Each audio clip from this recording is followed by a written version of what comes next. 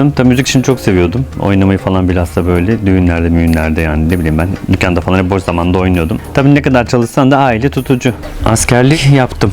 Acem Birliği Malatya'ydı. Usta Birliği Van Erciş. Orada da oynamaya başladım. 2 bakkalı, 2 kahvesi olan bir köyde yaşamak benim için tabii ki zordu. Yani köyümüzde kötü bir şey olsa hani köyde ihsan var ondan oluyor bu falan derler. Çocuklardan birisi hala geliyor dedi. O da benim hoşuma gitti. Yani hala geliyor şimdi abla demeleri bir tuhaf ama hala daha sıcak geldi bana. Hiçbir zaman erkek olmadım yani. Kadın.